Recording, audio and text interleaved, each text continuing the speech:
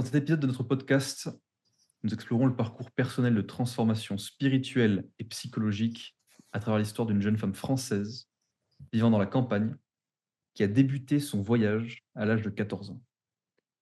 Fascinée par la spiritualité, elle s'est plongée dans sa première lecture sur le sujet, ouvrant ainsi les portes de sa conscience. Cependant, à cet âge, elle reconnaît que son esprit n'était pas encore assez mature pour assimiler pleinement les enseignements qui s'offraient à elle. Son adolescence fut marquée par une quête intense de compréhension, stimulée par de nombreuses discussions avec ses amis. Cette soif de savoir l'a amenée à développer une capacité d'analyse bien supérieure à la moyenne, ce qui l'a paradoxalement souvent isolée de ses pairs. Elle admet s'être perdue dans des relations amicales inadéquates, où son désir constant d'analyser et de comprendre tout ce qui se passait autour d'elle l'a finalement éloignée des véritables interactions humaines. En parallèle à son intérêt pour la spiritualité, elle s'est également intéressée à la psychologie, ce qui a renforcé sa tendance à excuser le comportement des autres, comprenant leurs motivations, mais négligeant de changer son propre comportement. Ce n'est que lors d'une relation significative qu'elle a réalisé l'inutilité de sa démarche purement intellectuelle. Elle a pris conscience que comprendre n'était pas suffisant. L'intégration et l'action étaient nécessaires pour une véritable transformation personnelle. Cette prise de conscience a marqué un tournant dans son développement personnel. Elle a commencé à s'introspecter plus profondément, cherchant à comprendre les mécanismes sous-jacents de son comportement et à les transformer. Ce processus n'a pas été simple. Elle a dû lutter contre 7 ans de conditionnement mental et d'habitudes enracinées pour enfin passer à l'action et appliquer concrètement les leçons apprises. Notre protagoniste admet que malgré ses années d'études et d'analyse, elle avait beaucoup à réapprendre. Elle a dû adopter la position d'une élève ouverte à de nouvelles expériences et prête à mettre en pratique ses connaissances. Ce fut un voyage difficile, mais enrichissant, qui lui a permis de transformer véritablement sa vie. Nous discuterons donc aujourd'hui de la manière dont les connaissances et la compréhension peuvent parfois nous enfermer dans une tour d'ivoire intellectuelle et comment l'incorporation de ces apprentissages dans nos actions quotidiennes est essentielle pour un véritable changement personnel. Nous partagerons également nos expériences et nos perspectives sur ce processus fascinant. Bonjour messieurs, Bonjour. Bien le bonjour. plaisir de discuter avec vous aujourd'hui de cette histoire intéressante qu'on a pu introduire dès le début. Est-ce que Romain, tu voudrais te présenter, commencer? Bien sûr, je m'appelle Romain, j'aime bien l'entrepreneuriat et surtout la psychologie. Et derrière ça, un sujet me passionne par-dessus tout, ça va être les influences qui vont constituer la psyché d'un individu et comment est-ce que ces influences vont régir sa vie tout le long de sa vie jusqu'à sa mort et comment est-ce qu'on peut optimiser ces dites influences pour optimiser son psychique et donc faire en sorte d'avancer là où on veut avancer et non pas là où on a été conditionné à avancer. Monsieur Yann, Bonjour, moi je m'appelle Yann. Je suis spécialisé dans les archétypes de personnalité, qui est un modèle de compréhension du monde et de l'humain, qui est en fait une mixture de différents modèles, qui sont le MBTI, la psychologie jungienne, la socionics, les fonctions cognitives de John B et Forsyth Dynamics. Donc, je suis spécialisé dans un modèle, on va dire, qui permet d'avoir une compréhension sur ces différents aspects de la personnalité. Et je suis passionné par la psychologie depuis que je suis tout petit, comme cette demoiselle, dont on va analyser un petit peu la psychologie, la personnalité, également les comportements. Et j'ai une chaîne YouTube sur la psychologie où j'analyse ces différentes choses. très bien. Et pour conclure, pour me présenter, donc je m'appelle Rémi, comme vous devez le savoir déjà, tout est indiqué, et je traite principalement donc de l'aspect psychologie comportementale et cognitive dans les relations hommes-femmes, dans la dynamique de séduction, de relations amoureuses, pouvant aller jusqu'au mariage et aux enfants. Très bien, Parfait. très intéressant. On a un un bel ensemble, un beau tableau et surtout, avant tout, une belle entrée en matière. Romain, Bon alors si tu ouais, veux commencer, ouais, par rapport bien au sûr. sujet. L'objectif de cette histoire, au-delà de captiver l'attention, est bien plus d'illustrer une situation de vie que beaucoup de personnes dans laquelle beaucoup de personnes vont pouvoir se reconnaître. Alors pas forcément par rapport aux âges, mais de manière globale. Dans cette quête, d'évolution, de spiritualité, de développement personnel tout simplement et Le développement personnel a ces dernières années pris un essor qui est devenu un petit peu mainstream et plusieurs chemins ont été empruntés par diverses personnes différentes. On peut trouver plusieurs ouvrages, plusieurs vidéos et on peut un petit peu s'y perdre. Là, notre protagoniste explique que donc dans son cheminement de développement personnel, d'amélioration, elle a beaucoup intégré de connaissances. Elle est venue beaucoup en apprendre sur, le modèle qui régisse les interactions humaines d'un point de vue purement rationnel. Mais que cette rationalité, cette logique, cette compréhension intellectuelle ne l'a pas forcément amenée, elle, à son épanouissement, à son bonheur, à sa à ressentir au quotidien des émotions plutôt cool que tout être humain tend à vouloir ressentir. La chose se fera tout au long du podcast, mais il est important de pouvoir discerner, comme certains pourront le dire, le développement personnel du travail sur soi. Donc cette jeune femme en est venue à réaliser un travail sur elle-même. Quelle est la différence? La différence est assez importante.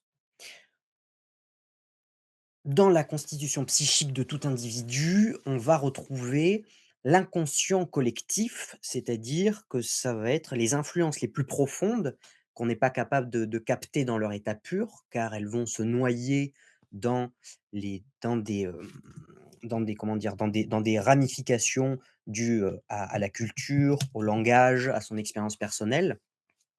Ensuite, on va retrouver l'inconscient personnel. Donc là, ça va être la somme des expériences qu'on aura vécues tout le long de son enfance et toute sa vie, qui va faire que l'on va être un être humain plus ou moins intègre et stable. Ça va être également l'ensemble des compétences que l'on maîtrise, comme se brosser les dents ou faire ses lacets. Et enfin, donc on va retrouver le moi. Et le moi, qu'est-ce que c'est? C'est l'identité. L'identité, ça va être la somme de nos expériences, de nos souvenirs qui vont nous amener à croire que l'on est telle ou telle personne et donc à nous faire nous comporter de la manière dont on croit qu'on est à l'instant T. Et c'est justement de cette faille que va vouloir venir le besoin et également la possibilité de se développer personnellement. Parce que donc moi je suis X à tel moment et je veux devenir Y dans le futur. C'est-à-dire je vais vouloir changer mon identité. Par exemple, je suis gros, je veux devenir, musclé. Je suis, débile, je veux devenir intelligent, et cetera. Maintenant, donc c'est là où le bât blesse, la compréhension intellectuelle ne va pas permettre l'intégration dans les parties de la psyché, c'est-à-dire dans l'inconscient de l'individu, les choses qui vont lui permettre réellement d'avancer. La carte n'est pas le territoire et on peut ajuster autant que l'on veut la carte, y faire les ramifications, les dessins, les modifications que l'on souhaite à l'infini, ça ne changera jamais le territoire. Et le piège, c'est de s'enfermer dans ce paradigme mental dans lequel on va croire évoluer, du fait que l'on a beaucoup de connaissances, beaucoup de compréhension, qu'on va pouvoir venir expliquer certaines choses, certains comportements. L'explication permet bien sûr de comprendre et la compréhension permet l'intégration, mais la compréhension en elle-même et l'explication ne suffit pas. Parce que pour chaque, souvenir, expérience que l'on va intégrer, il va y avoir une ramification de ce que l'on va appeler des valeurs. C'est-à-dire que l'on va avoir une valeur dans la partie consciente, plusieurs valeurs dans notre inconscient personnel et plusieurs valeurs dans l'inconscient collectif. Les valeurs, ça va être les influences que l'on pense être bonnes ou mauvaises pour nous et pour notre survie. Et la connaissance va venir modifier ces valeurs, certes, mais uniquement dans le conscient. C'est-à-dire que si par exemple, j'aimerais être plus extraverti, j'aimerais pouvoir parler en public. Donc je vais lire des livres sur l'art oratoire, sur le fait de parler en public, et cetera. Donc je vais pouvoir changer ma valeur et comprendre comment faire d'un point de vue technique dans mon conscient.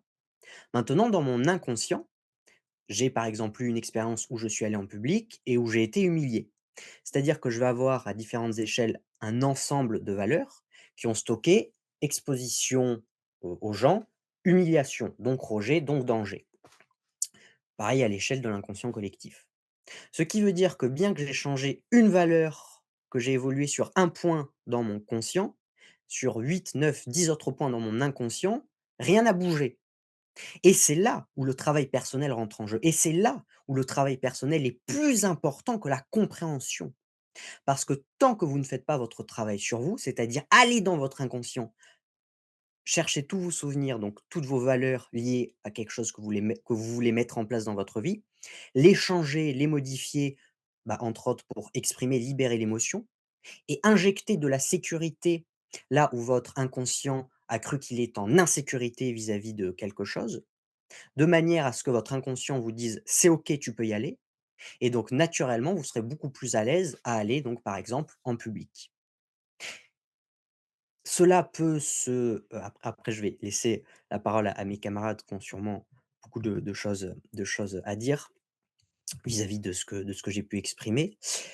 Et donc cela peut aussi s'apparenter quand on a enfin se ressortir quand on a enfin nos faiblesses peuvent ressortir quand on est en présence d'un membre du sexe opposé, d'un concubin, d'un dit concubin, car il va être le miroir direct de nos failles, de nos faiblesses et de ce que l'on n'a pas guéri en nous. Et tant que l'on ne l'a pas guéri, elles continueront à ressortir constamment et donc nous enfermer dans une boucle qui fera que l'on revivra constamment les mêmes expériences, les mêmes émotions et la même vie au fil des âges jusqu'à mourir. Et ça, c'est triste de mourir sans jamais avoir vécu. Amen. Voilà pour une Intéressant. première. Est-ce que vous avez des questions, des choses à dire, à ponctuer, des choses sur lesquelles vous n'êtes pas d'accord, dans un premier temps, vis-à-vis de ce que j'ai pu exprimer? Mmh. Et la réponse peut être non, parce que je suis très, très bon.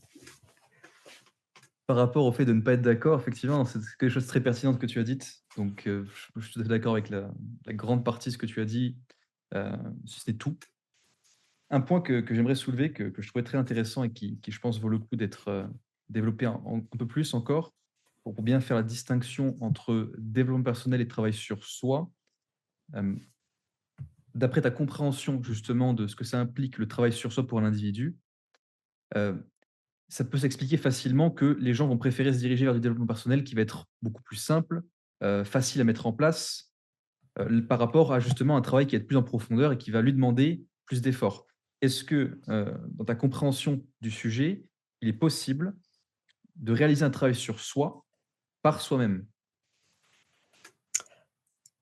Oui, alors, le travail sur soi ne peut se faire que par soi-même. La guérison ne peut venir que par soi-même. L'évolution ne peut venir que par soi-même parce que parce que c'est nous. C'est-à-dire que même si on ne peut pas l'expliciter avec des mots, c'est quelque chose d'assez inné, instinctif, hein, c'est notre cerveau, c'est nous qui l'influençons, ce sont nos paradigmes mentaux et cetera.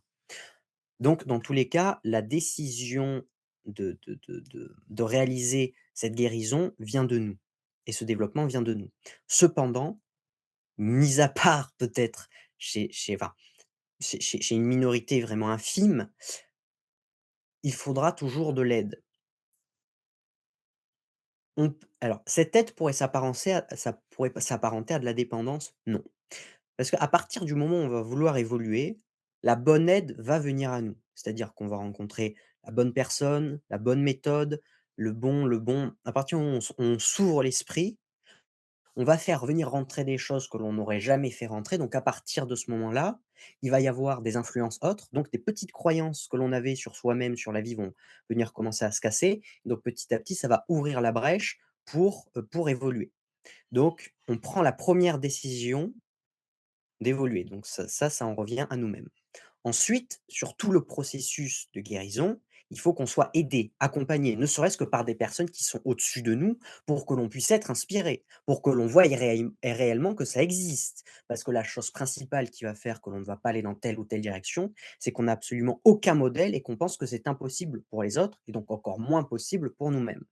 Donc on va s'ouvrir à des modèles, évidemment à des personnes qui ont déjà eu affaire à telle ou telle blessure, donc des experts, des bons experts de préférence, pas des psychologues qui vont souvent être les plus névrosés ou pire, des assistants sociaux. Ces gens-là devraient être les premiers à guérir.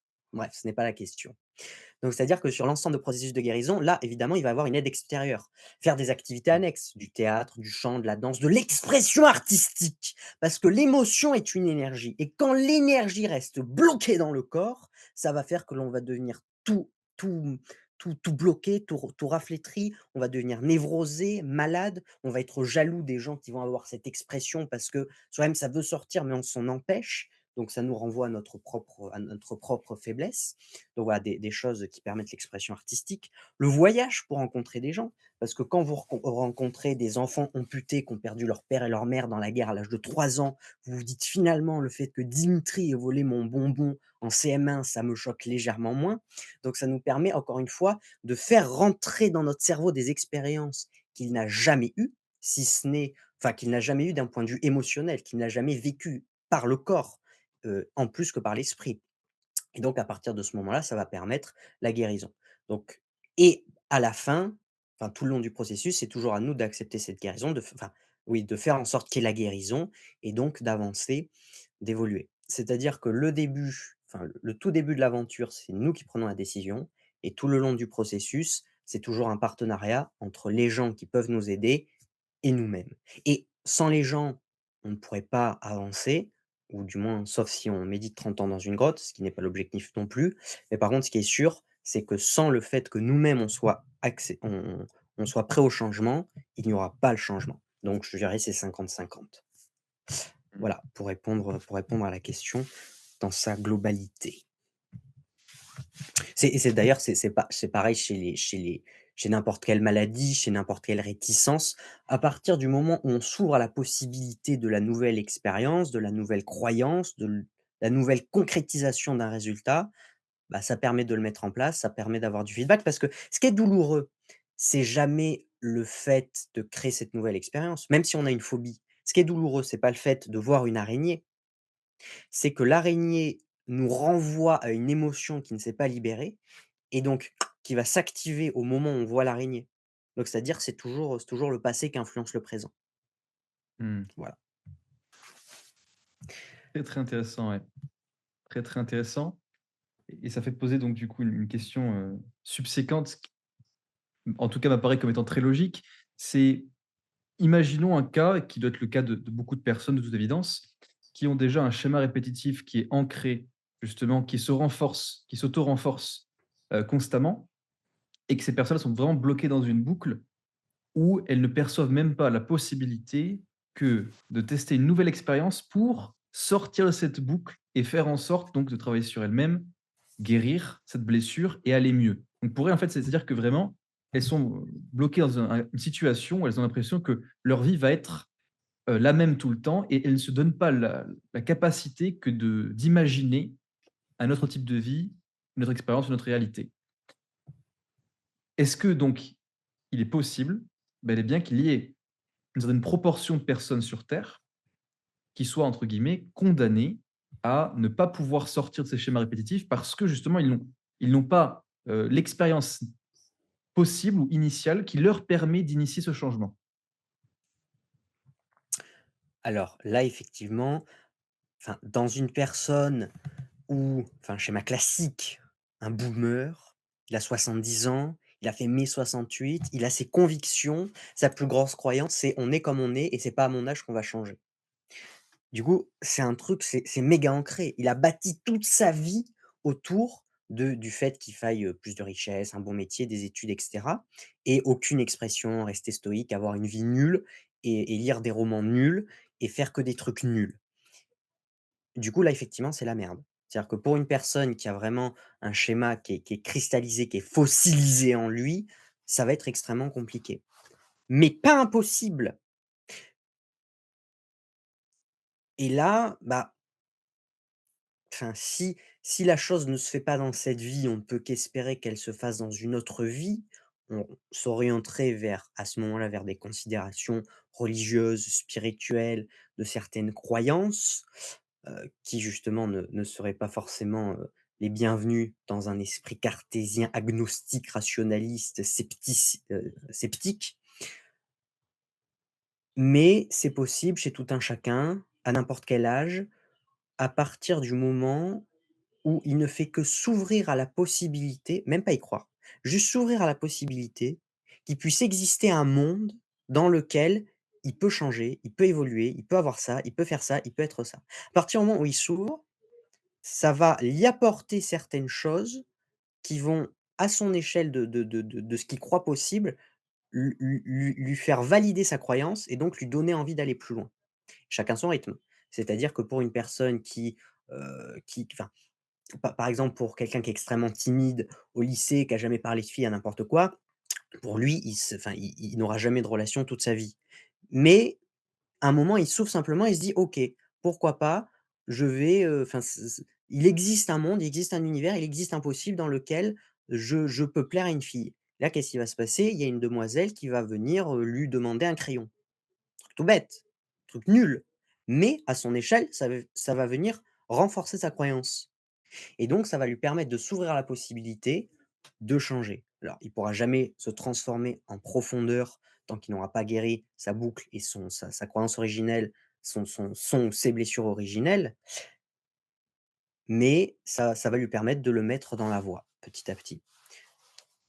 Mais il y a enfin, mais en parallèle de ça, effectivement, il y a des personnes où, enfin, si elles s'ouvrent pas, bah, elle pourra ja enfin, l'ouverture ne peut venir que d'elle-même. Donc c'est triste, mais il y a des personnes pour lesquelles on ne peut rien faire. Mais à la limite, on s'en fout parce que tant que nous, on évolue et que l'on permet aux autres d'apporter, ce dont ils ont besoin pour évoluer eux-mêmes, bon, bah, ceux qui veulent pas évoluer, on laisse ça à Dieu, hein. Lui, il s'en chargera d'une manière, plus, plus, pas plus violente, mais il aura plus d'impact. Voilà et également, il y a quelque chose d'assez intéressant, donc là, c monsieur Yann pourra en parler, bien mieux que moi, avant de partir donc sur le fait que, donc que qu'un partenaire ou qu'une partenaire est le miroir de nous-mêmes, donc ça sera le sujet de Rémi et qui va mettre en exergue nos blessures. Mais avant ça, il y a quelque chose de très intéressant à prendre en compte, c'est notre archétype de personnalité. C'est-à-dire que l'enchaînement de nos fonctions cognitives va faire que l'on va être propice à avoir tel ou tel trauma, telle ou telle blessure et également à ne pas croire certaines choses, avoir certaines vices, certaines vertus. Donc c'est-à-dire que ça prend en compte également notre structure de base, notre structure mentale et cognitive avec laquelle on vient à la naissance. Yes, tout à fait. Je voulais, rebondir sur ce que tu disais, Romain, mais avant de pouvoir, rebondir, je pense qu'il est intéressant de faire une petite analyse de la personnalité de la jeune dame qui a écrit ce message. Donc, j'ai eu l'occasion de typer cette femme et il s'avère que c'est une ISTP. Une ISTP qui est un archétype qui représente 5 de la population et encore plus intéressant, parmi ces 5 on a 70 d'hommes et 30 de femmes. Ce qui veut dire que cet archétype, et vous verrez à peu près où est-ce que je veux en venir après, représente une minorité. C'est-à-dire que ce qui a fait que cette femme s'est orientée sur la psychologie très tôt dans sa vie, c'est le fait qu'elle se sentait sans doute, alors ça n'a pas été exprimé à travers le message directement, mais intuitivement, on peut le sentir qu'il y a une différence. C'est-à-dire que cette personne se sentait différente. Et c'est normal parce que ça représente cet, archétype précis au féminin représente 1 de la population. C'est-à-dire une femme sur 100, qu'elle va croiser, sera comme elle. Les choses intéressantes à en tirer, c'est que, l'archétype ISTP que je connais bien parce que c'est exactement mon archétype est un archétype qui est souvent dans l'analyse. Parce qu'en termes de fonction cognitive, donc tout en haut, en première fonction cognitive, on a quelque chose qui s'appelle la logique, c'est-à-dire une analyse vrai, faux, à chaque instant de toutes les informations que la personne recueille.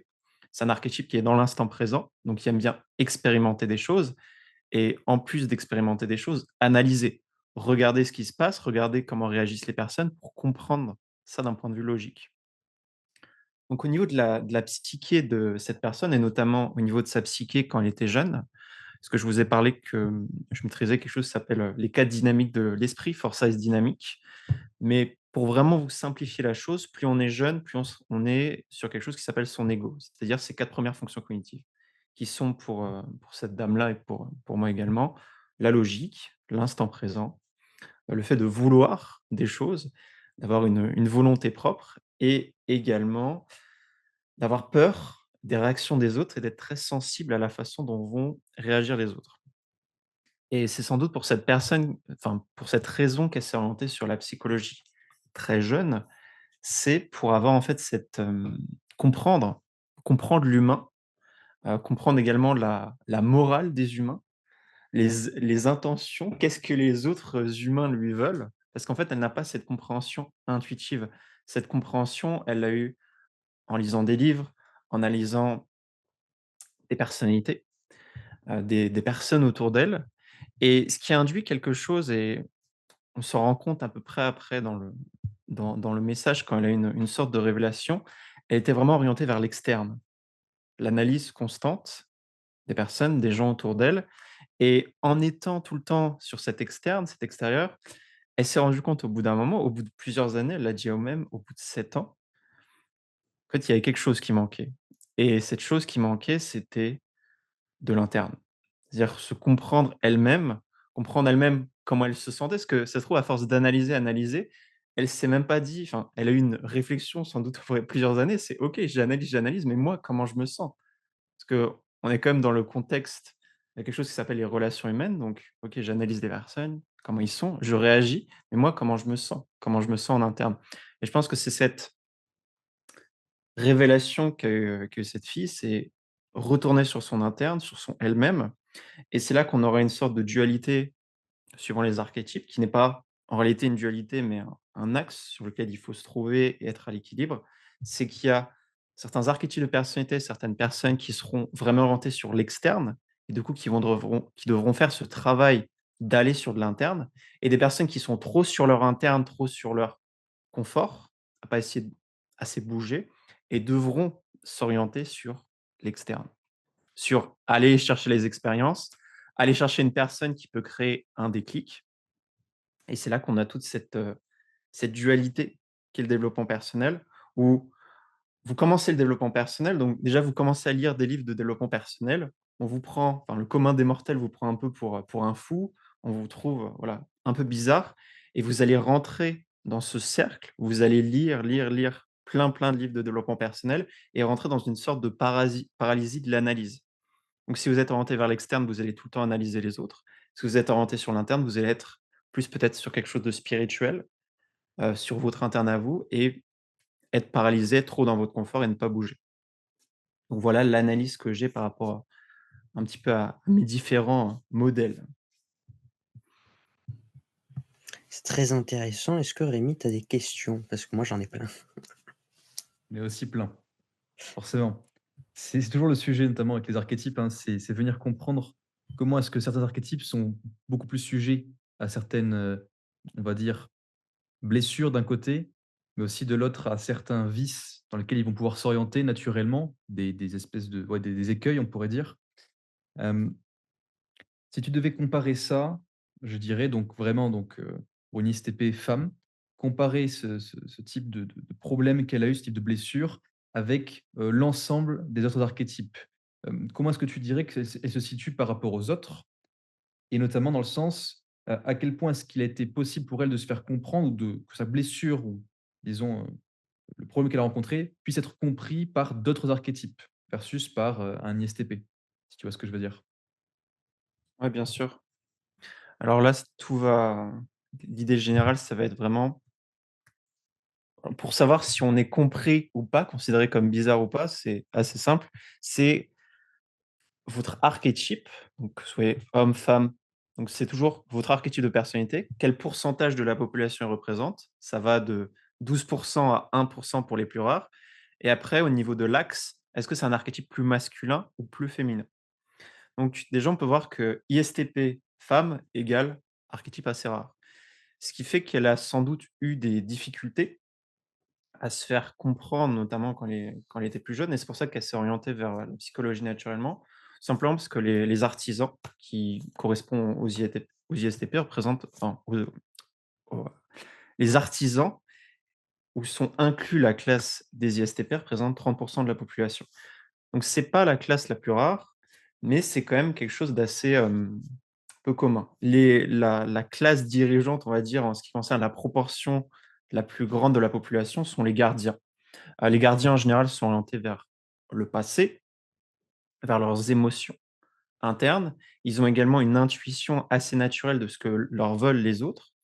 Et les ISTP, le gros challenge avec, les ISTP, je peux vous le dire, étant moi-même un ISTP et en côtoyant également, c'est que les ISTP n'ont pas intuitivement l'idée de quelles sont les intentions des autres à leur égard. C'est-à-dire qu'ils ne comprennent pas, voilà, si quelqu'un les aime bien, ils ne le savent pas, à moins de demander directement, si quelqu'un les aime pas également.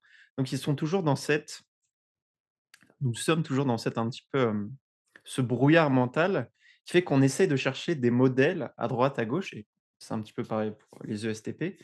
Chercher des modèles à droite, à gauche pour comprendre le monde, comprendre l'humain, heu, ce qui peut forcément, bah, là, on l'a vu à travers cet exemple, mener à une sorte, un petit peu d'aliénation de l'humain, vraiment d'être trop, trop dans les modèles.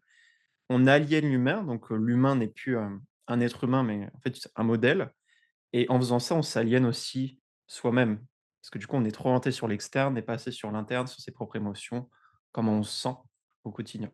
Donc voilà ce que je peux te dire, ça induit nécessairement un manque de compréhension des autres personnes, forcément, surtout étant plus jeune.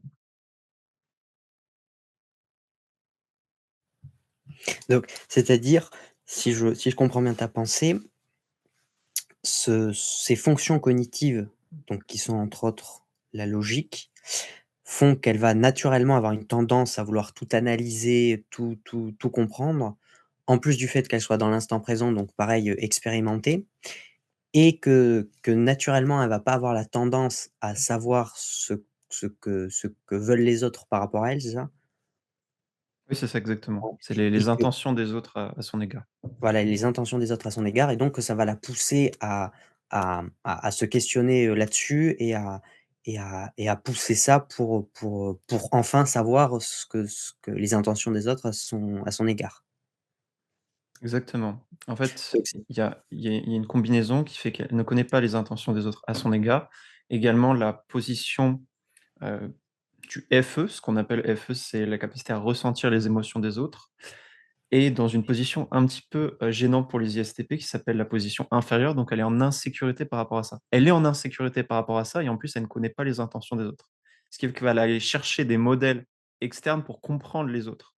Ce qui nécessairement mène au bout d'un moment, si on reste trop dans ces modèles, à une aliénation et en plus, c'est une femme ISTP, donc elle est elle est très directe dans sa communication, elle est très logique et donc elle va forcément se différencier, enfin la elle va sentir une différence très tôt par rapport aux autres, femmes qui sont, hem, typiquement là le cliché de la femme, c'est ISFJ, ESFJ, ce qui est un archétype surreprésenté parmi les femmes en général.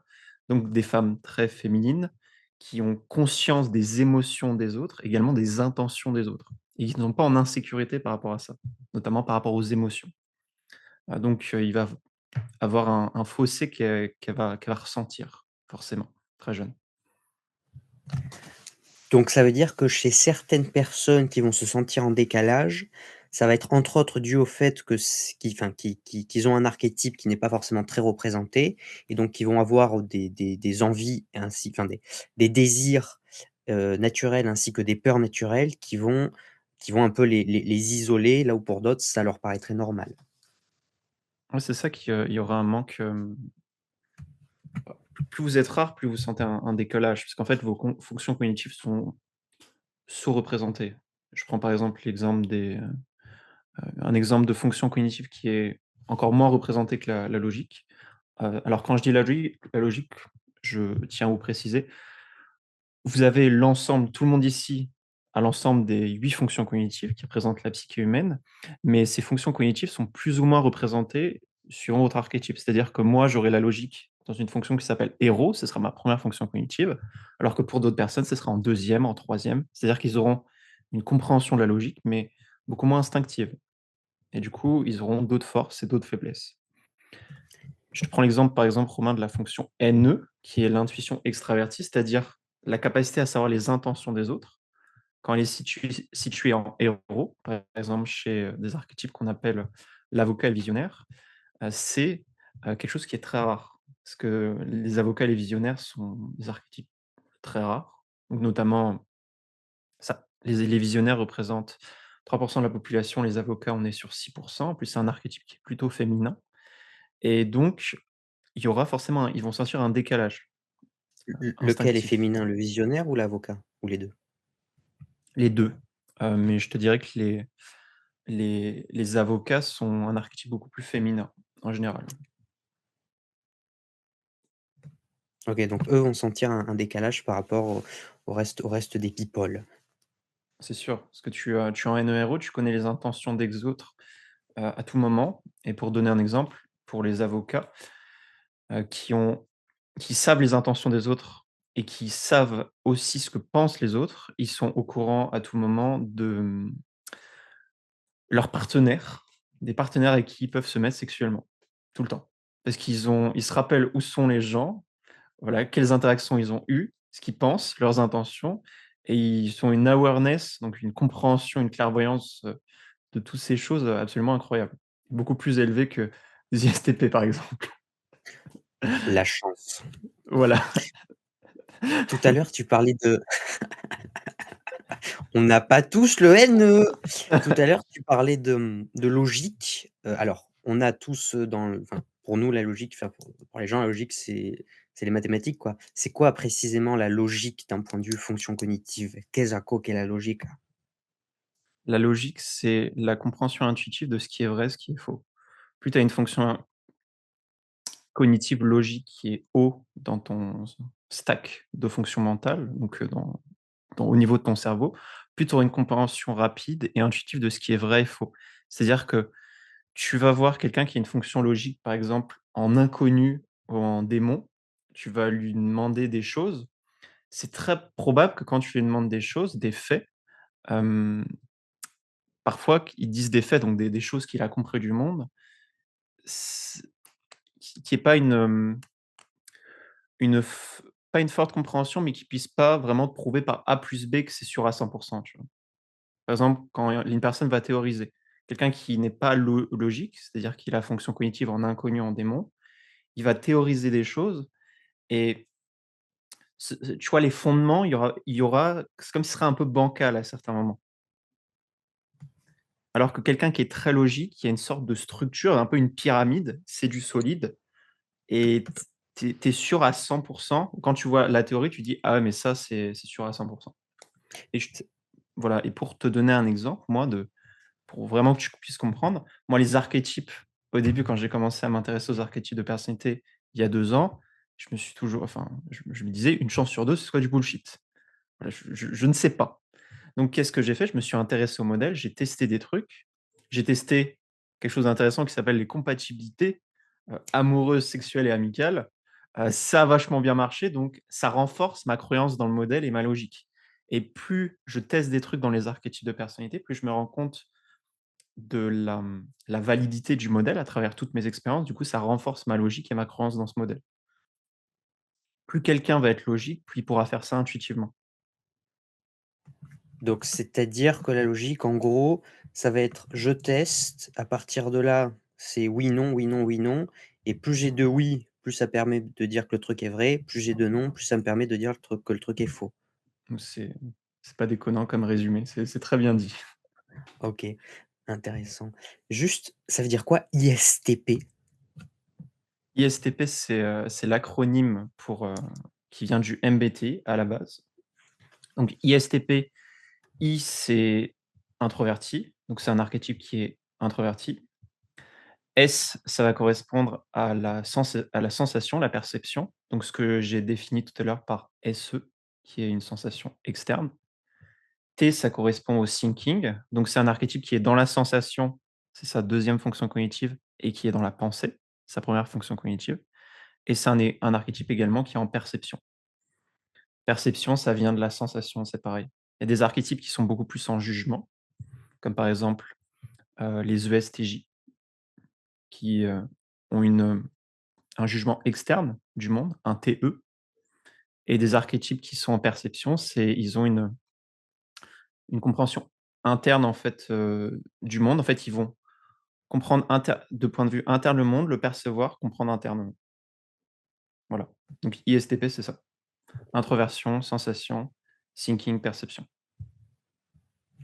OK, très intéressant. Nous reviendrons peut-être, par la suite plus en détail sur la compréhension de ce langage. Non, d'ailleurs, nous y reviendrons et il faudra nous suivre pour en connaître davantage. J'avais juste encore deux trois questions. La première, c'est que donc tout à l'heure, tu expliquais que du fait que ce soit une ISTP, elle ne faisait pas partie d'une majorité et que donc, alors qu'il y avait d'autres femmes qui, elles, faisaient partie d'une majorité d'un point de vue archétypal et qui, elles, avaient les fonctions cognitives qu'elle n'avait pas et donc faisaient que des choses étaient naturelles, là où pour la jeune femme de notre histoire, c'était complètement, abracadabrantesque. Du coup, ça veut dire qu'une personne qui a, enfin les fonctions cognitives qu'elle n'avait pas, n'aurait pas eu forcément cette démarche et cette problématique et ce questionnement et donc tout ce qui en découle par la suite. Oui, il y a plein de trucs qui rentrent en jeu. Il y a les fonctions cognitives. Donc déjà par rapport à la moyenne des femmes, elle a la fonction logique en héros, ce qui veut dire qu'elle est intuitivement plus logique. Alors que par exemple, je parle de la moyenne des femmes, les autres femmes sont intuitivement beaucoup plus dans le ressenti et capables de ressentir les émotions. Donc il y a déjà une différence. Il y a également d'autres choses qui jouent. Il y a quelque chose qui s'appelle, le quadrat. Donc, un quadrat, c'est défini par 4 archétypes, il y en a 4. Pour vraiment simplifier et dire, voilà, à quoi elle correspond, c'est le quadrat des Templiers, c'est-à-dire qu'elle va, à travers ses expériences, apprendre des leçons de vie et pour vraiment les imprégner profondément en elle, tester, expliquer, enseigner aux autres. Et on peut voir à travers, son histoire qu'elle a beaucoup communiqué, beaucoup parlé et sans doute, j'en suis sûr, beaucoup enseigné, au point où à la fin de son de son expérience de 7 ans, elle se remet en position d'élève. Parce qu'elle se rend compte que, du coup, son enseignement n'était pas forcément juste, pas forcément la vérité, pour retourner dans son interne. Donc il y a ça, il y a le quadrat des Templiers qui joue et également elle fait partie de, quelque chose qui s'appelle un temple. C'est le temple de l'esprit. C'est-à-dire que les ISTP, comme d'autres archétypes, adorent apprendre des nouvelles choses. Donc elle a en fait une combinaison de facteurs qui fait qu'elle va intuitivement aller vers un domaine de spécialisation qui là va être la psychologie. Comme elle comprend pas l'humain, elle se dit: «Bah, il faut que je lise des livres de psychologie, de spiritualité», elle va aller intuitivement vers ça. Et du coup, ça a renforcé. En fait, il y a un renforcement templier, logique, dans l'instant présent. Je suis assez rare, je suis dans le temple de l'esprit, ce qui fait qu'elle s'est plongée pleinement dans ça. Très intéressant et si vous voulez connaître votre temple et votre archétype de personnalité, il faut continuer à nous suivre et s'abonner. Mais du coup, ça voudrait dire que pour une femme qui, au contraire, elle, va être plus sur, donc le ressenti, le feeling, pour développer son autre penchant, faudrait qu'elle lise des gros bouquins de mécanique allemande. En gros, enfin pour Alors synthétiser l'idée de qu'est-ce que tu entends son autre penchant? Tu entends son penchant masculin ou tu entends quoi exactement? bah, oui, alors déjà, ça peut être le penchant masculin versus, féminin. Enfin, si on est plus féminin, aller vers le masculin, masculin-féminin pour, une meilleure intégration, comme on le verra très certainement avec, Rémi. Mais, mais oui, mais ce que je veux dire, c'est plutôt par rapport aux fonctions cognitives. Donc vu qu'elle, elle était plutôt logique, elle avait cette faculté naturelle, hein, et pour elle à donc tester des trucs et donc en de la mécanique. Alors que pour une femme ou une personne de manière générale qui serait plus sur l'émotionnel, pour qu'elle renforce, enfin se développe, il faudrait plutôt que, elle aille sur des trucs, techniques, mécaniques, plus pragmatiques. Mais en fait, ça dépend de ce qu'elle veut développer. Parce qu'en fait, intuitivement, un ISTP ou une ISTP n'aura pas de compréhension intuitive de ces choses. Les intentions, les émotions des autres, ce que pensent les autres. Alors que d'autres archétypes, donc je te reprends l'exemple des ISFJ, les ESFJ, savent les émotions des autres.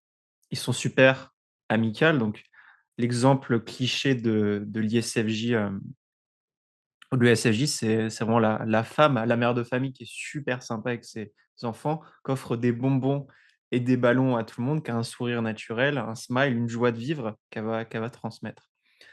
Donc elle sera moins soumise peut-être intuitivement à ce genre de problème, de comprendre l'humain. Par contre, c'est des archétypes qui sont beaucoup moins au courant de ce qu'ils veulent dans leur vie, qui n'ont pas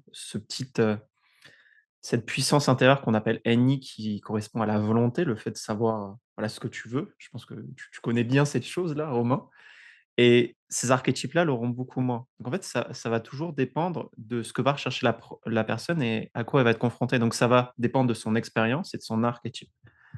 Hem Et par rapport à ce que tu me disais, par rapport au gros bouquin de mécanique allemande, c'est vrai que des femmes, du coup, très féminines, vont peut-être plus devoir instinctivement aller rechercher cette volonté qu'elles n'ont pas naturellement. Quand je dis volonté, c'est vraiment le fait de vouloir des choses précises en expérimentant, en lisant des livres, et donc elles vont pouvoir, au fur et à mesure, sortir de ce pattern d'être tout le temps dans des routines, des choses que peuvent avoir beaucoup les gardiens, qui représentent la majorité de la population, pour tester de nouvelles routines, tester des nouvelles choses.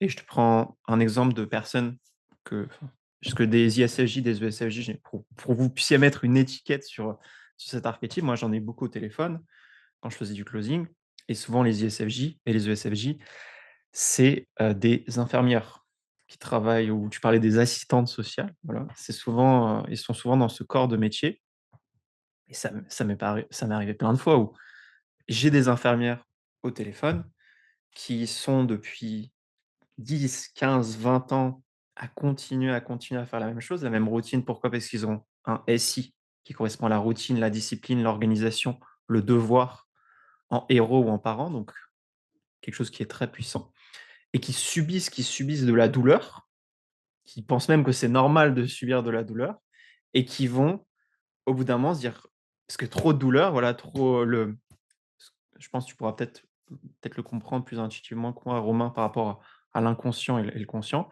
qui vont se rendre compte, et à un moment, événement choc, bam, alors je peux plus subir ça. Il faut que je fasse quelque chose, et cette chose-là, c'est quoi? Bah, c'est créer, mmh, changer d'axe, et pour changer d'axe, bah, il faut une volonté propre, un interne, et lire des gros bouquins de mécanique allemande comme tu dis. Commencer à lire des livres de développement personnel, après mettre en pratique, ces choses-là. Très intéressant.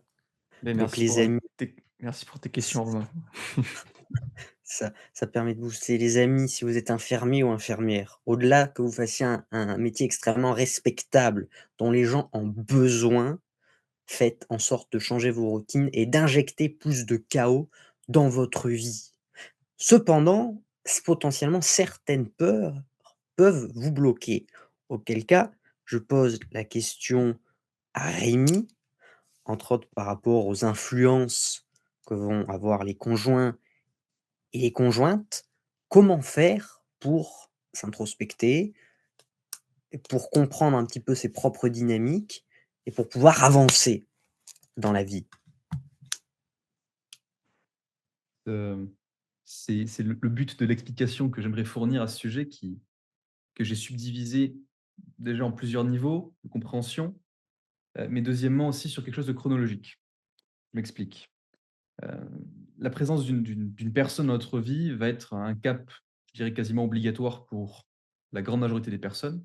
On va tous avoir à un moment ou à un autre une partenaire qui va avoir des influences sur nous.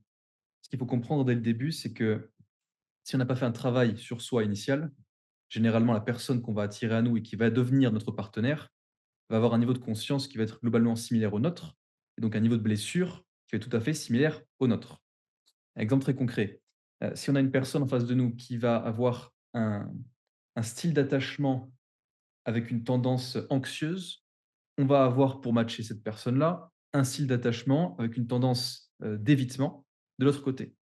Parce qu'il y a cette notion de, offre et demande, un besoin qui est répondu, et par besoin qui est répondu, là, on veut dire une personne qui va avoir une blessure, qui va avoir un comportement toxique, qui va matcher le comportement toxique de l'autre personne qui elle-même a une blessure. Ça, c'est la base, c'est le socle.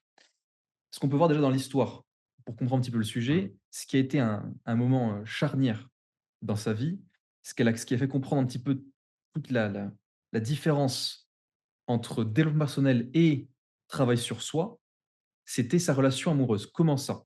Pourquoi est-ce que la relation amoureuse a fait comprendre ça?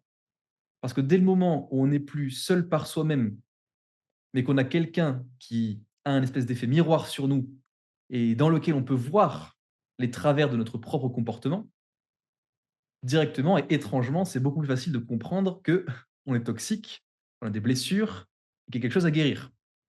Donc, généralement, c'est un très bon indicateur que d'avoir quelqu'un, soit de très, très bons amis qui nous connaissent vraiment bien, soit des personnes avec qui il nous a été donné d'être partenaires, là aussi ça joue, pour pouvoir, percevoir ces choses-là. Parce que c'est vrai que, une chose qu'il faut prendre pour acquis, c'est que la normalité la normalité, c'est d'avoir un foyer familial qui est malsain. Ça, c'est la normalité. La normalité, c'est pas un foyer familial qui est sain. Ce qui veut dire quoi? Ce qui veut dire que 99,99 de la population, qu'on le veuille ou pas, a vécu une enfance traumatisante, pas au sens, sociétal du terme qui pourrait considérer qu'un traumatisme, c'est se faire violer, c'est se faire battre par ses parents ou quoi que ce soit, mais plus dans le sens traumatisme, le psyché de l'enfant étant fragile, il peut y avoir un affect qui va être fort, même à une situation qu'on pourrait considérer comme triviale d'un point de vue d'adulte. Donc ça, c'est vraiment juste pour la compréhension. Ça implique quoi? Ça implique que chaque individu ayant des blessures, si on n'a pas cette compréhension de la blessure et un travail sur soi initial, lorsqu'on rentre dans une relation, c'est voué à l'échec. C'est voué à l'échec. Quand je dis à l'échec, je veux dire par là euh, un échec émotionnel parce que on va se sentir relativement et constamment challengé émotionnellement, être sujet à des événements difficiles parce que lorsqu'on va être dans cette relation amoureuse, on va avoir des comportements toxiques vis-à-vis de l'autre personne et vice versa. Donc, ce que j'aimerais mettre en lumière, c'est vraiment les différents niveaux à atteindre, donc de compréhension et d'action, à chaque étape du parcours de la séduction, on pourrait dire, ou de la relation amoureuse, pour vraiment faire état de fait de ce qu'il y a ce qu'il y a à prendre conscience d'un côté et ce qu'il y a à faire de l'autre. Pour commencer avec la toute première chose, la partie séduction. Séduction, c'est-à-dire ça peut être aborder une femme, ça peut être aller à des rendez-vous, donc toute cette partie-là. Tout d'abord, il y a la partie développement personnel. Ça va impliquer de travailler son charisme, communication verbale, par verbale, non verbale, travailler son game aussi, faire en sorte d'être pareil physiquement attirant, toutes ces choses-là. Mais la limite de ce développement personnel, ça va être quoi? Ça va être que la motivation pour pouvoir créer ces changements va être une motivation qui va être superficielle et avec non pas une envie de connecter avec les personnes en face, mais simplement de plaire. Donc on part de quelque chose qui est malsain, quelque chose qui est malsain. À l'inverse, si on fait un travail sur soi, à quoi ça correspond? Ça correspond à venir conscientiser ses propres insécurités et notamment le motif derrière ce désir de plaire. Pourquoi est-ce qu'on se considère au regard d'autres personnes, notamment? Et en venant comprendre ça, et en venant travailler sur ces blessures justement qui induisent ces comportements, qu'est-ce qu'on fait? On débloque un état d'authenticité dans les interactions qui va refléter une compréhension profonde de ses propres besoins, mais aussi des besoins de l'autre personne, qui va permettre de les matcher et d'amener l'interaction au second niveau, qui est celui de la relation amoureuse. Là, on est au second niveau, on a déjà sécurisé une partie des choses, donc on a déjà fait la première étape en étant authentique, sincère, naturel. On plaît à l'autre personne naturellement, et en plus de ça, on fait en sorte non pas d'être drivé par l'externe, donc de manière superficielle, mais par l'interne. Maintenant, au niveau 2, dans la relation amoureuse, parce que la relation amoureuse va aussi révéler d'autres choses. Si on fait en sorte de partir sur juste un aspect d'élan personnel, qu'est-ce que ça va être? Ça va être faire plaisir à l'autre personne, lui faire des surprises, l'amener en rendez-vous, la faire se sentir bien, lui donner des bonnes émotions, des bonnes sensations, mais aussi faire en sorte d'avoir des stratégies de communication précises pour la mettre à l'aise, la mettre dans un bon cadre pour qu'elle se sente bien. Sauf que la limite là-dedans, c'est que bien généralement, au bout de quelques mois, une fois que la folie, de l'amour initial ou des premiers stages est passée, que va-t-il se passer? Des situations de conflit. des conflits qui vont apparaître. D'abord, des conflits simples qui vont être réglés facilement, et plus le temps va passer, plus les conflits vont prendre de l'ampleur et vont se montrer être plus réguliers. Et ça pourquoi? Ils apparaissent progressivement parce que plus on apprend à connaître la personne, plus elle va revenir à son état d'authenticité, naturelle, enfin l'état le plus authentique possible qu'elle puisse montrer, qui va être complètement influencé par une dynamique sous-jacente, la présence et le poids de l'inconscient et notamment des blessures qui n'ont pas été guéries. OK. À partir de là, ça veut dire quoi? Ça veut dire que lorsqu'on va être en situation de conflit, il va y avoir ce qu'on va pouvoir considérer être un traitement aux symptômes, mais en aucun cas venir traiter la cause initiale qui a, créé ces symptômes ou qui les a fait apparaître, qui est en fait les blessures profondément ancrées dans l'inconscient des 2 personnes. Comment est-ce qu'on fait à ce moment-là? Donc là, encore une fois, deuxième niveau, le niveau du deuxième niveau, travail sur soi avec une exploration et une guérison des traumas et des conflits internes qui peuvent saboter la relation ou créer justement ces répétitions de schémas et venir renforcer des schémas qui sont déjà présents. Là, comment on fait ça encore une fois? C'est un travail d'expression, comprendre par soi-même pourquoi est-ce qu'on a des schémas qui se répètent dans les conflits dans notre relation amoureuse, premièrement. Et deuxièmement, venir relier ça à des événements du passé qui nous permettent de donner une ou d'apporter un cadre de profondeur ou mettre en profondeur plutôt cette compréhension du conflit qui a été créé. Parce qu'en réalité, le conflit qu'on a avec la personne qui est tierce, donc l'autre personne, c'est un reflet du conflit qu'on a avec nous-mêmes. C'est un effet miroir. C'est comme si on se battait avec nous-mêmes, en fait, tout simplement. Et à ce moment-là, quand on arrive à faire ce travail sur soi, généralement avec, par exemple, un principe qu'on connaît bien en REBT, Rational Emotive Behavioral Therapy, le principe ABC, Activating Event, Belief, Consequences. Extrêmement simple. Un événement activateur, une croyance associée et des conséquences à cette croyance. Et en venant comprendre tout ça, généralement, on met un doigt sur les schémas, ce qui fait que c'est déjà le premier pied à l'étrier pour pouvoir les éviter. Mais ça, c'est la petite parenthèse que je mets, c'est que c'est très compliqué à venir débloquer alors qu'on est dans une relation amoureuse. On peut venir les comprendre en étant en relation amoureuse. Maintenant, venir débloquer et on va dire, détacher ces schémas ou déraciner ces croyances limitantes au profit de croyances plus saines, généralement, c'est le travail qui est un travail à faire, solitairement. En tout cas, de l'expérience que j'ai pu avoir, des personnes que j'ai pu suivre et autres et de ma propre expérience, très compliqué en étant accompagné. Et quoi qu'il en soit, si on prend le temps de se remettre seul, parce que généralement, la personne à qui on s'est mise, alors qu'on était toxique, est une personne qui ne nous correspond pas ou qui ne correspond pas au nous authentique, alors il faut sortir de cette relation et venir travailler sur une communication qui va être plus profonde vis-à-vis de soi-même et des autres, devenir plus vulnérable, accepter de s'ouvrir, bien sûr, qui va venir de permettre en tout cas de résoudre les potentiels conflits avec une compréhension mutuelle. Ça demande donc de la vulnérabilité vis-à-vis de soi-même, vis-à-vis des autres. Et d'ailleurs, on débloque ce deuxième palier. Et pour conclure donc avec le troisième palier qui va être en fait le palier fondamental de notre monde et ce qui fait que le monde va mal,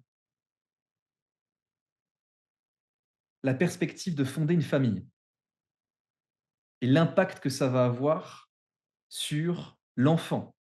Parce que, là, d'un point de vue superficiel, encore une fois, le développement personnel, ça va être quoi? Ça va être préparer et planifier toute la partie finance, santé, éducation, créer un environnement propice, mais encore une fois superficiel, avoir une bonne maison, avoir un chien, très bien. C'est très bien tout ça. Et maintenant, qu'est-ce qui va se passer si jamais les parents sont régulièrement absents, ne font pas attention à l'enfant, ne le considèrent pas, ne le respectent pas, l'humilient? Beaucoup de mauvaises choses. Beaucoup de mauvaises choses et généralement la limite qu'on va trouver donc à ce développement personnel, ça va être vraiment que le cadre qui va être créé, qui est censé être créé pour le bien-être de l'enfant, va être créé uniquement en considération de l'apparence extérieure. Comment est-ce que les autres parents vont voir le cadre que je donne à mon enfant? Qui est donc biaisé. Pourquoi? Parce qu'on cherche à paraître. Sauf que paraître n'est pas être. C'est pour ça que l'aspect le plus important, c'est vraiment de créer cette cet endroit, on va dire confortable, ce cocon de lumière qu'on peut apporter ou qu'on doit en tout cas même apporter à un enfant pour qu'il puisse, réellement se transformer.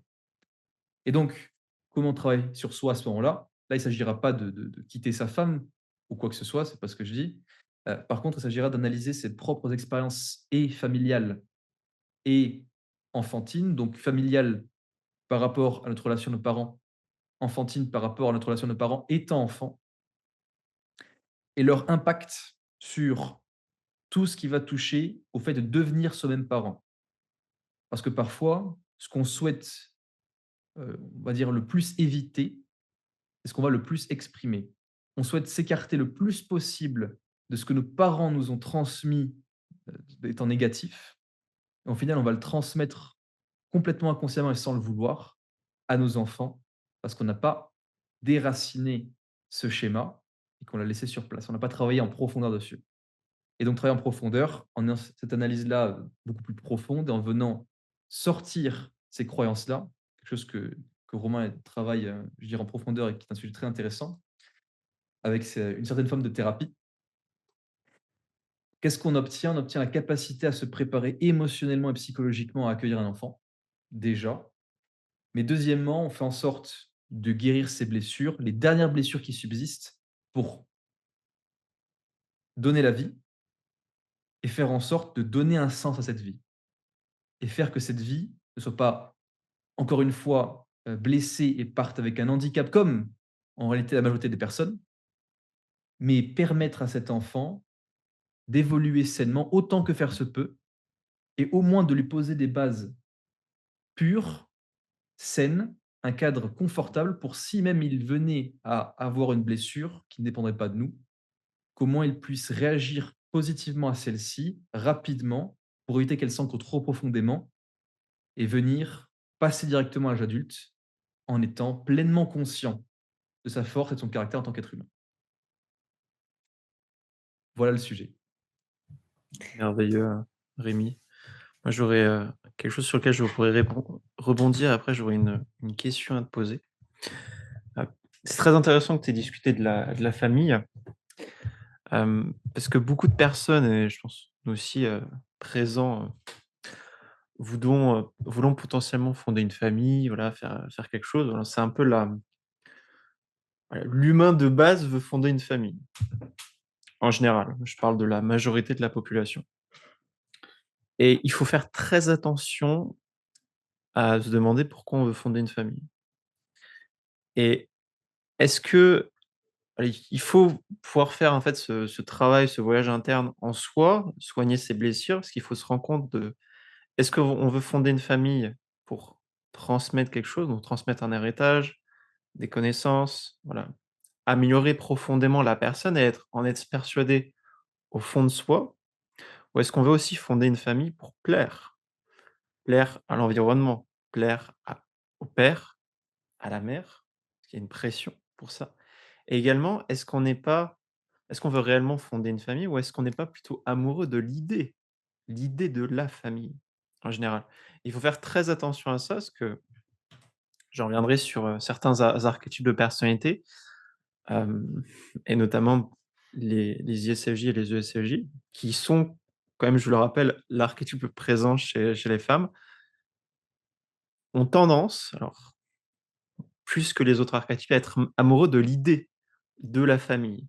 Voilà, cette famille, voilà, la famille, on est bien, on est une famille et donc si un membre de la famille sort de ce cadre, n'est pas respectueux de ce cadre, cette personne aura souvent tendance à être exclue de la famille parce qu'en fait, elle est sortie du cadre initial.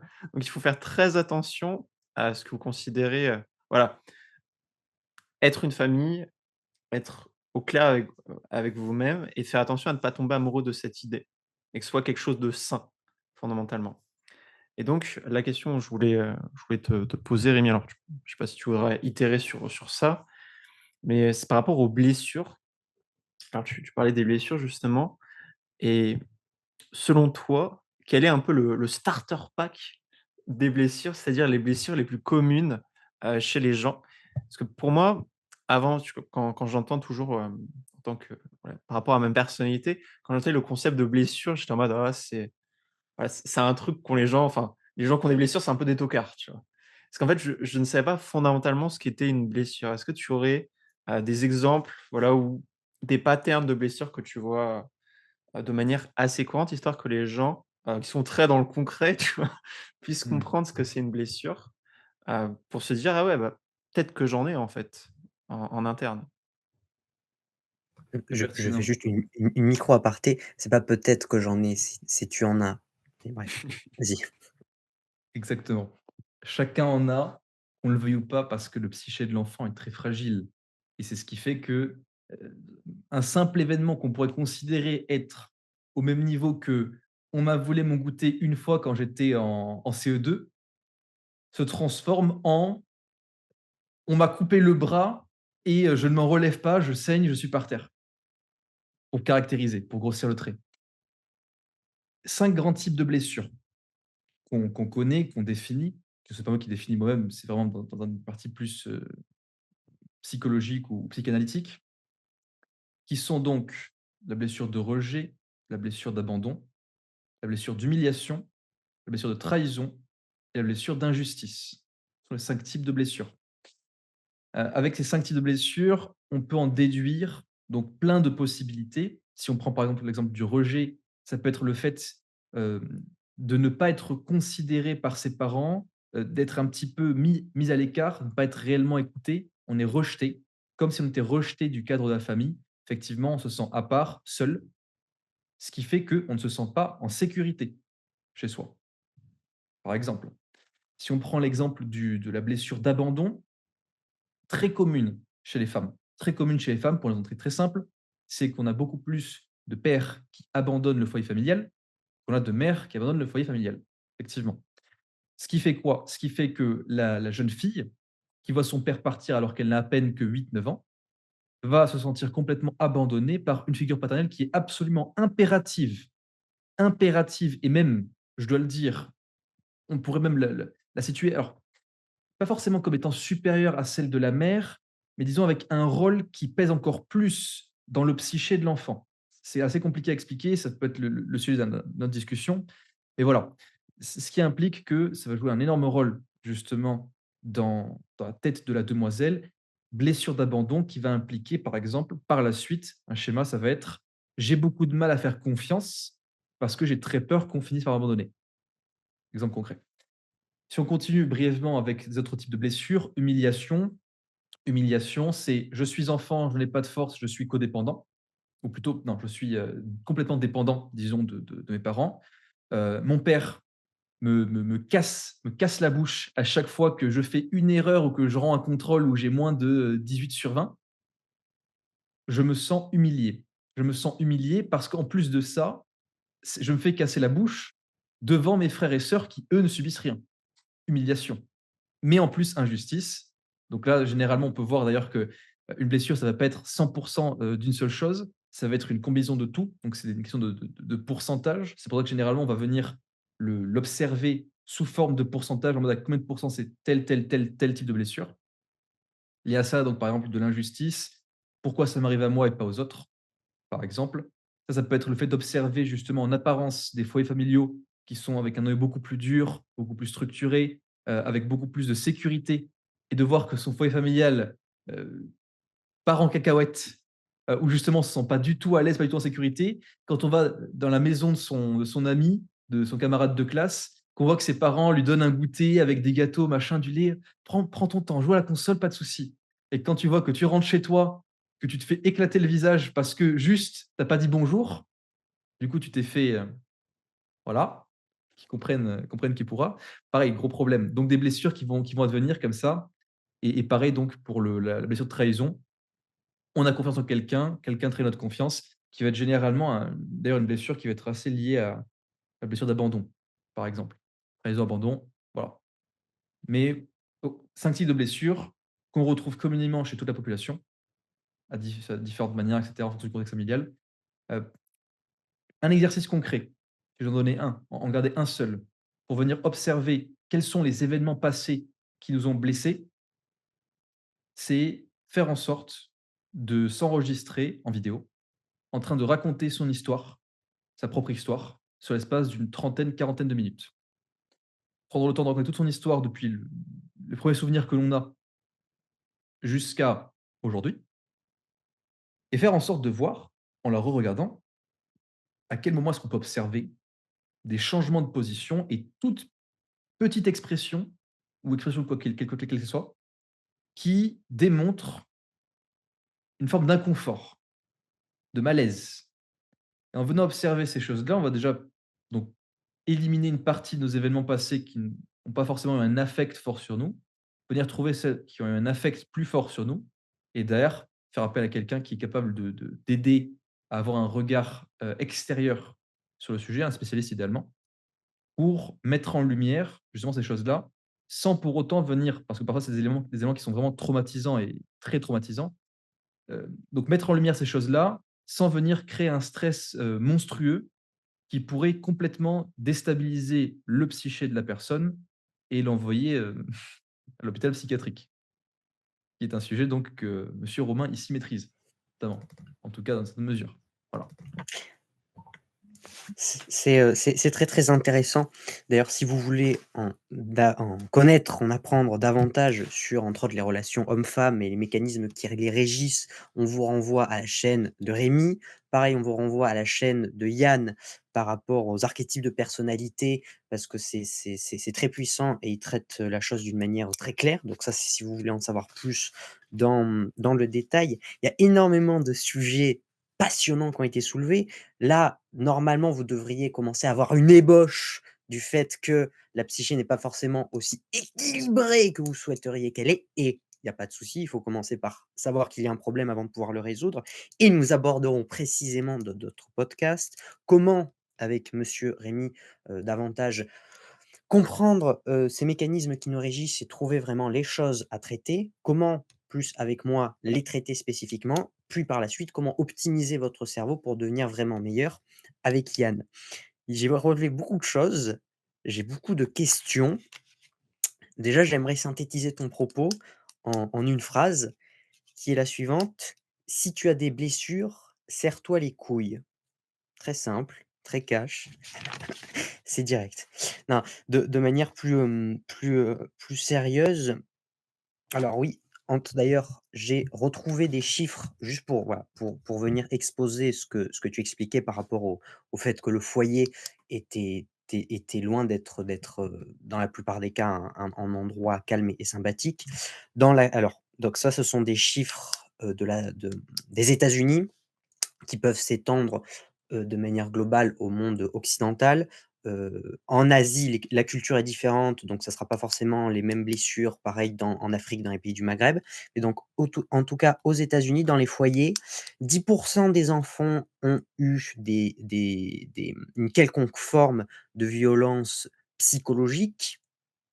Je pense que c'est plus. 30 des enfants ont eu une quelconque forme de violence physique. 20 des enfants, un enfant sur 5 ont eu, de quelque manière que ce soit, des violences sexuelles, hein. On pense à France Gall, on pense à Marie Laforêt, on pense à beaucoup de personnes qui se sont fait, et c'est triste, violer et on pense aussi aux gros pédophiles comme Claude François. 25 des ménages, on observe que dans 25 des ménages, il y a un dysfonctionnement du ménage. Du coup, ça peut être, des couchers tard, des levées tard, on peut pas aider pour faire les devoirs, enfin, un cadre qui ne crée pas du tout la sécurité et le sentiment d'être aidé, d'être accompagné. Que, dans 20 des ménages, les parents, souffrent d'une maladie mentale ou que les enfants sont exposés à des personnes qui ont une maladie mentale, on compatit, et que 12 des enfants, enfin, pardon, quand je disais ménage, c'est 12 des enfants qui ont subi ce que je dis par rapport au ménage. Donc 12 des enfants ont vu leur père, avoir une quelconque forme de violence psychologique ou physique envers leur mère. Donc c'est-à-dire que si on met bout à bout, même si on fait pas partie des 10 des 30 des 20 ou des 25, statistiquement, il est fort probable qu'on fasse partie d'un des pourcentages. Bref, donc ça, c'était pour exposer de manière, concrète, enfin, venir, apporter des chiffres par rapport à, Au TE. au voilà, un petit peu Ouais de et TE. pour juste rebondir avant que tu puisses continuer, Romain, Ouais, je t'en prie. Là, c'est intéressant, tu vois, les gens regardent ces études, ils disent: «Ah, peut-être que je suis dedans, je suis peut-être pas dedans». Mais là, on parle du foyer familial. C'est-à-dire qu'en plus du foyer familial, il y a eu quoi? Il y a eu la nourrice, les personnes avec qui vous étiez quand vous étiez petit, les professeurs et donc sur toutes ces personnes, peut-être, allez, 5, 10, 15, 20 personnes avec qui vous avez été en contact entre, disons, votre naissance à 7, 10, 15 ans. Heu, dans 100 des cas, vous avez quelqu'un qui est flingué, autour de vous, qui a eu une influence sur votre psyché. Donc là, on parle juste du foyer familial. Donc, faut que vous mettiez en perspective toutes les personnes que vous avez eues, à votre contact. Je te laisse continuer, Romain. Yes, c'est non, mais c'est intéressant parce que souvent, on ne sait pas d'où ça vient, mais ça vient, en fait. Et souvent, on se dit que c'est normal parce que justement, on n'a pas eu d'autres références. Mais oui, il y a eu une nourrice, il y a eu un parent, il y a eu un oncle qui a peut-être un moment, il suffit d'une fois, d'une expérience, fait des choses qui nous amène à nos 5 blessures fondamentales et donc derrière tout ce qui en découle jusqu'au partenaire, jusqu'à sa vie, jusqu'à créer une famille. En plus de ça, si on a le biais de créer une famille avec l'image qu'on a de la famille, ou du coup si on répond pas parfaitement à ça, ce qui sera très certainement le cas en tant qu'homme ou en tant que grands-parents et cetera, nous-mêmes on a nos blessures, on va être exclus, donc ça vient continuer la boucle. C'est un gros bordel. Du coup, parmi l'ensemble des questions, alors déjà, ce que tu exposais finalement, Rémi, c'était plaire versus guérir et que l'une des meilleures manières d'attirer à soi une ou un partenaire de qualité, c'est non plus de chercher à plaire, donc mettre du maquillage, du fond de teint, aller twerker dans des boîtes de nuit, mais de guérir. Donc la question déjà, c'est que sans forcément rentrer dans les détails, ça sera très certainement l'objet d'un voire plusieurs autres podcasts. Mais, est-ce que c'est possible de guérir? Comment peut se manifester la guérison vis-à-vis de soi-même, vis-à-vis des autres, vis-à-vis de l'univers ou des changements qu'on peut voir opérer dans sa vie? Est-ce que ma question est claire déjà? Comment opérer cette guérison? Ouais. Comment opérer cette guérison? C'est une très, très bonne question. C'est pour opérer une guérison, il faut déjà trouver la blessure. Quelque chose que j'avais déjà référencé dans une de mes vidéos, c'était que les hommes vont avoir beaucoup de difficultés à identifier leurs blessures, mais statistiquement et par rapport notamment aux femmes, plus de facilité à venir agir par rapport à cette blessure. Parce que les hommes sont habituellement des individus qui sont dans l'initiation. Voilà. À l'inverse, une femme va avoir beaucoup plus de facilité à identifier sa blessure. Par contre, beaucoup plus de difficulté à agir par rapport à cette blessure. Que ce que j'ai déjà mentionné, globalement et qui est important de garder en tête parce qu'effectivement, ça veut dire que la difficulté se situe sur 2 endroits différents du parcours pour les hommes comme pour les femmes et donc qu'il y a quand même cette notion, cette nécessité, on pourrait dire, de demander de l'aide pour pouvoir guérir. Ça, tu l'as bien mentionné, c'était très vrai, très clair. Il faut être capable de refouler son ego, maladif, qui estime pouvoir tout faire par lui-même, qui en fait est l'incarnation, d'une énergie un petit peu, qu'on pourrait considérer immature du héros, littéralement, énergie immature du guerrier encore enfantine, On reviendra tout un sujet. sur les Ouais, archétypes ouais, matures, sur qu'est-ce qu'un vrai homme, qu'est-ce qu'une vraie mmh, femme dans d'autres podcasts, ouais. entre autres avec les rituels de passage à l'âge adulte. Ça, c'était une petite parenthèse, mais c'est ça, exactement. Donc ça implique de déjà demander de l'aide. Donc savoir étant homme, alors homme-femme, d'ailleurs je reprécise, c'est quelque chose qu'on n'a peut-être pas forcément mentionné, mais par homme, j'implique individu à l'énergie prédominante masculine, par femme, j'implique individu à l'énergie prédominante féminine. Ce qui veut dire parfois que, justement, un homme, en apparence homme, va avoir une énergie plutôt féminine, une femme plutôt masculine, donc ce qui va impliquer d'autres choses. Voilà. D'ailleurs Romain, on ne te voit plus. Je ne sais pas si c'est normal. Ah ouais, t'inquiète, OK. Voilà.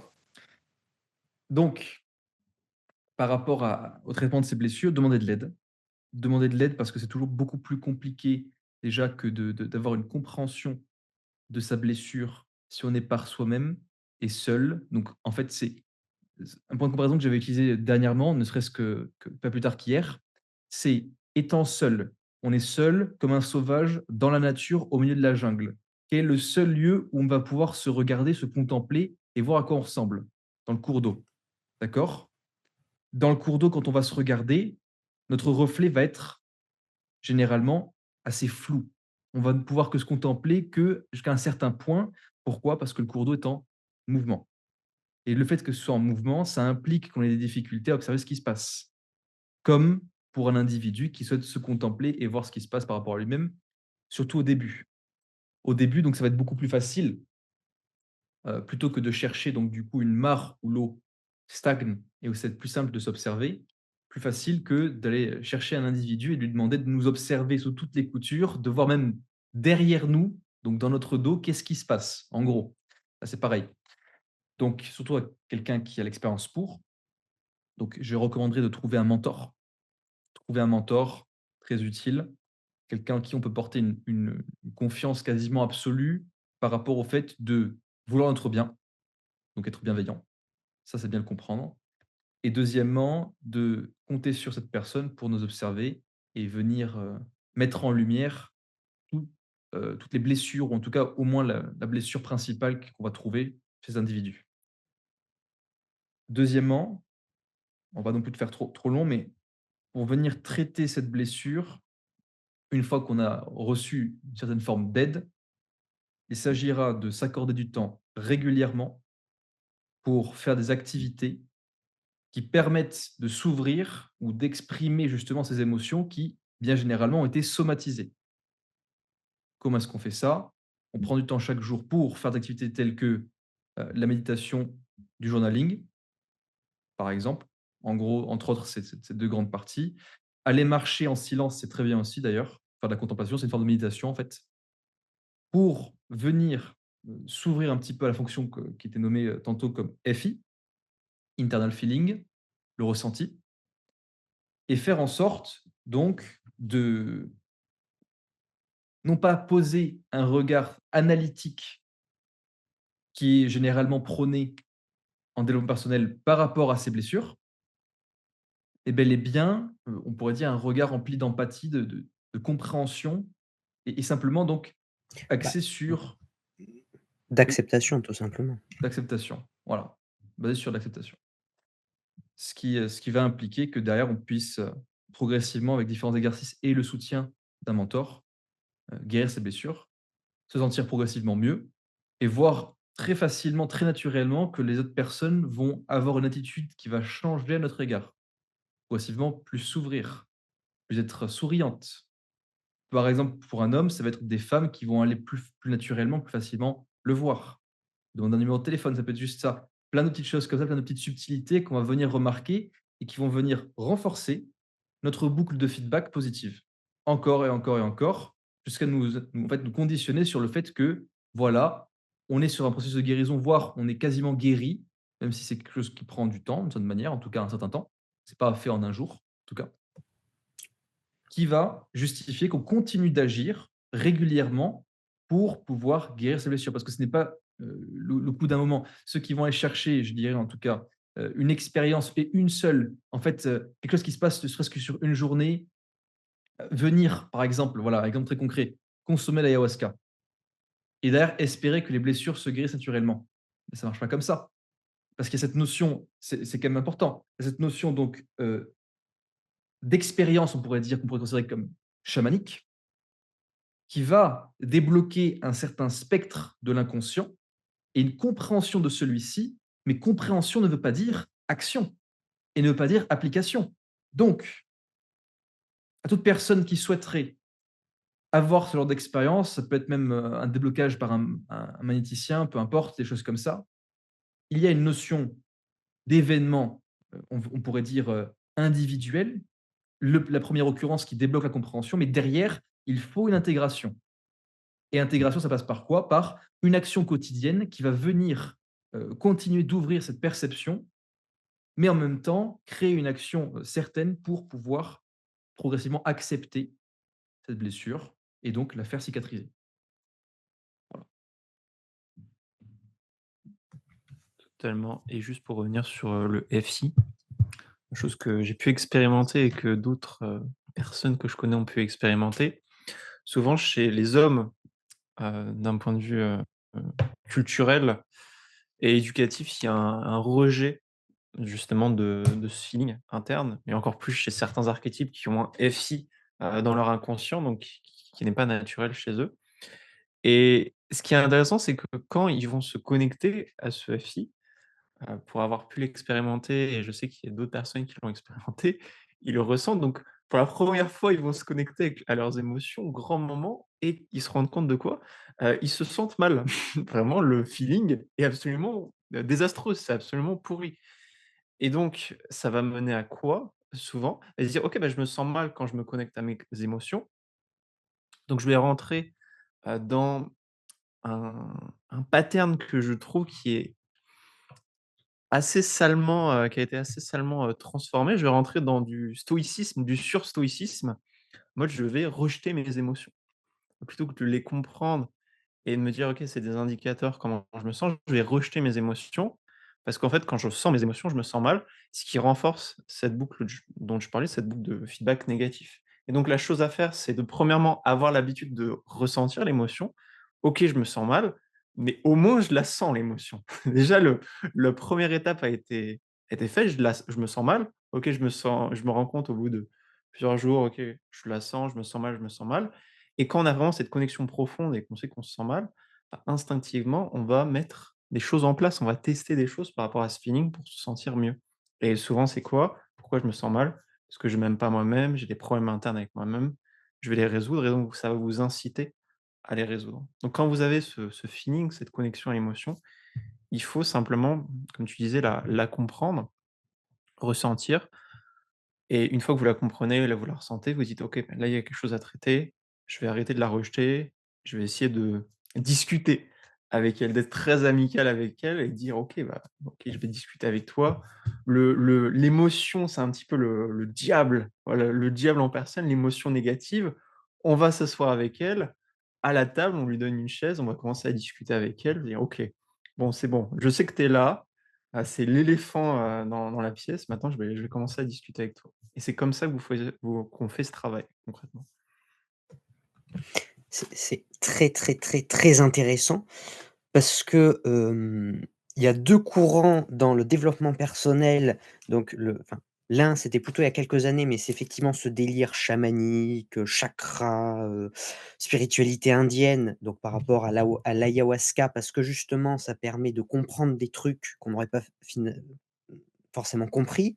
Il y a des dérives qui amènent à des choses complètement inutiles, qui est de faire des retraites méditatives d'une semaine dans la forêt avec des gens qu'on ne connaît pas du tout, parce qu'en fait la compréhension sera erronée et en fait on va c'est-à-dire que c'est intéressant du point de vue que ça exprime une pulsion, entre autres donc de se comprendre soi-même et pulsion donc à laquelle, on va trouver une réponse. Et le deuxième truc par rapport à l'archétype du mec, du guerrier qui a peur de rien, qui a aucune émotion et tout, c'est donc typiquement l'archétype du mec, du militaire. D'ailleurs, il y a beaucoup de militaires qui sont extrêmement faibles après avoir fait des missions parce que syndrome de post-traumatique et justement, vu qu'ils ont toutes leurs émotions en eux, bah, en fait, ils meurent de l'intérieur, en fait. Et justement, ce courant du stoïcisme, c'est-à-dire que ça, c'est plutôt un truc actuel où tu as des grosses vidéos, avec des musiques générées par IA, 1 heure et demie de musique stoïcienne pour atteindre l'équilibre et se détacher de tout courant. C'est en c'est en gros pareil, ça répond à une pulsion, à un désir, à un problème qui n'est pas du tout identifié et du coup qui est l'incompétence totale que vont avoir la plupart des humains à gérer leurs émotions, à bien les gérer, autant d'un point de vue fonction cognitive que d'un point de vue, dans le corps. Et du coup, on apporte quoi comme solution? Un pansement, voilà, on met le pansement sur la fracture donc c'est-à-dire, juste détache-toi, tout ça. Donc c'est intéressant que justement on observe dans le développement personnel. Et donc la jeune femme de notre histoire a dû emprunter l'un de ces chemins où justement on te dit: «Tu vas avoir une solution en empruntant tel chemin», alors qu'en fait la problématique est plus profonde, moins complexe, mais plus profonde et plus subtile et que tant que tu traites pas ça, bah, tout ce qu'il y aura en extérieur ne te permettra pas d'avancer. Voilà pour le petit rebond. Partenaire, ah oui, vas-y, Rémi, je t'en prie. Une petite parenthèse finale, je pense, à ce sujet, c'est que les gourous du développement personnel vont proposer aux gens de répondre à leurs désirs et pas à leurs besoins. C'est une réponse au désir de la personne. Ils donnent aux gens ce qu'ils veulent, c'est-à-dire une solution facile. Mais est-ce que c'est vraiment une solution dans ce cas-là? C'est littéralement, c'est le pansement sur la fracture. C'est quelque chose qui a l'air, en apparence, temporairement, de solutionner notre problème, mais qui est en fait un symptôme qui cache quelque chose de bien plus profond, qui a été somatisé et qui, si il n'est pas, découvert, ce problème plus profond, et traité ou guéri rapidement, risque de faire très, très mal, surtout aux alentours de quelque chose qui s'appelle la quarantaine et où les gens finissent par tuer leurs femmes et leurs enfants à coups de revolver et d'enterrer dans le jardin, par exemple. C'est un exemple. Ne faites pas ça chez vous. Ceci n'est pas une recommandation médicale. Et on en revient encore une fois, plaisir versus guérir. Et alors, j'avais juste un truc, une phrase pour synthétiser également ce que tu disais, Rémi, tout à l'heure. Le partenaire est le miroir de vos failles. Voilà, Tout à fait. petite note lyrique. Très vrai. C'est exactement ça. C'est un petit peu comme le miroir d'Harry Potter, miroir du désir, du Rized, normalement, qui là serait incarné par le partenaire et le miroir, non pas du désir, mais ouais, de la faille, c'est ça, qui montre toutes nos imperfections et qui sublime ces imperfections pour bien les mettre en lumière, mais d'une manière qui est tellement irritante qu'en fait, on peut ne pas se rendre compte qu'en fait, c'est nous et que ça vient de nous. Donc, ouais. Très bien. Écoutez, messieurs, je pense que nous avons eu une discussion des plus intéressantes. En tout cas, à ceux qui nous écoutent ou qui nous regardent, en espérant que ça vous aura plu, intéressé. Si vous avez un feedback constructif à apporter, faites donc, s'il vous plaît. S'il n'est pas constructif, vous pouvez le formuler aussi. Juste, généralement, on est assez piquant quand on tacle les personnes qui n'apportent pas quelque chose à la table. La réponse risque de faire plus mal que le commentaire. Voilà, faites attention à vos commentaires, parce que du coup, on est 3 et nous aimons bien les combats déséquilibrés. Parfait. Pour vous donner juste quelques idées avant de vous lâcher sur potentiellement les autres sujets, on pourrait aborder, les rituels donc du passage à l'âge adulte, les archétypes, donc les archétypes matures. Également, qu'est-ce que l'amour? C'est-à-dire amour d'un point de vue émotion, d'un point de vue biochimique, mais aussi d'un point de vue, essayer de combler quelque chose. Qu'est-ce que les styles d'attachement? En quoi est-ce qu'ils ont un impact sur nous?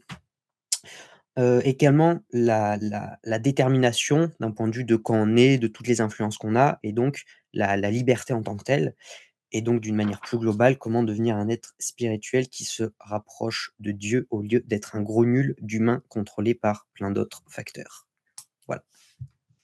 Voilà, si je puis rajouter, quelque chose, n'hésitez pas également à nous faire des feedbacks, nous envoyer des commentaires sur le premier podcast qu'on fait, donc on est ouvert aux suggestions et également si vous avez, voilà, des questions par rapport à vous-même, des problèmes, des challenges, des choses à nous partager, que ce soit sous la forme de la lettre qu'on a pu avoir pour, la jeune femme ou sous d'autres formes, n'hésitez pas à nous les partager. Ça nous fera, des choses sur lesquelles on pourra rebondir pour vous aider et pour éduquer, tout le monde. Quand je dis éduquer, c'est que vous avez des problèmes et sachez que ces problèmes, comme vous avez pu l'avoir pour, cette femme en question, i vous pouvez rendre compte que vous avez les mêmes problèmes, donc vos problèmes sont aussi partagés. Donc en plus de vous aider vous-même, vous permettrez d'aider les autres. Et si vous avez de l'argent à nous donner pour optimiser votre cerveau, guérir votre main, allez-y aussi, hein. Votre vie n'en sera que meilleure et que plus épanouie. De belles paroles. Au revoir. Au revoir. Au revoir.